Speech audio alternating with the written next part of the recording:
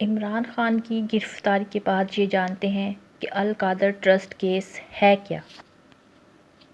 القادر trust case اس 450 کنال سے زیادہ زمین کے عطیے سے متعلق ہے جو بحریہ ٹاؤن کی جانب سے القادر یونیورسٹی کے لیے دی گئی تھی۔ پی ڈی ایم کی حکومت نے یہ الزام عائد کیا تھا کہ یہ معاملہ عطیے کا نہیں بلکہ بحریہ ٹاؤن کے مالک ملک ریاض اور عمران خان کی حکومت کے درمیان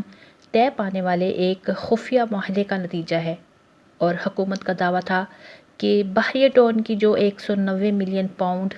یا 60 ارب روپے کی رقم برطانیہ میں منجمد ہونے کے بعد پاکستانی حکومت کے حوالے کی گئی، وہ بحریہ ٹاؤن کراچی کے کیس میں سپریم کورٹ کے فیصلے کے بعد ملک ریاض کے ذمے واجب الادا 460 ارب روپے کی رقم میں ایڈجسٹ کر دی گئی تھی۔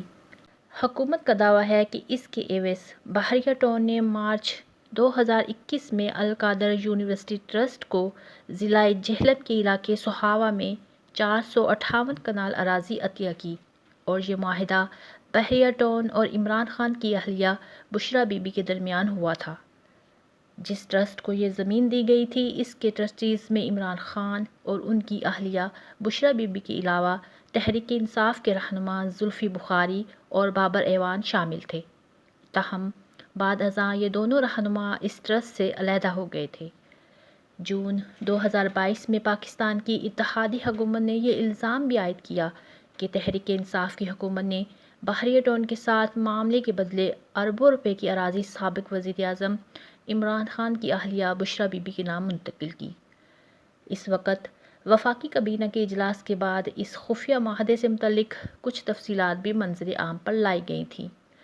ان دستاویزات پر سابق وزیر اعظم عمران خان کی اہلیہ بشریٰ بی بی کے بطور ٹرسٹی القادر یونیورسٹی پروجیکٹ ٹرسٹ کی جانب سے دستخط موجود تھے۔ قومی احتساب بیورو نے سابق وزیر اعظم عمران خان اور ان کی اہلیہ کے خلاف القادر یونیورسٹی ٹرسٹ کے نام پر سینکڑوں کنال اراضی سے متعلق انکوائری کو باقاعدہ تحقیقات میں تبدیل کیا ہے۔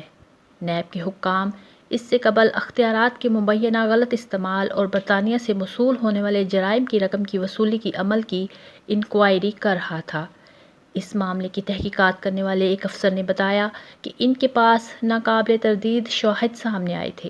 جس کی بنیاد پر اس معاملے میں کی جانے والی انکوائری کو انویسٹیگیشن میں تبدیل کر دیا گیا ہے۔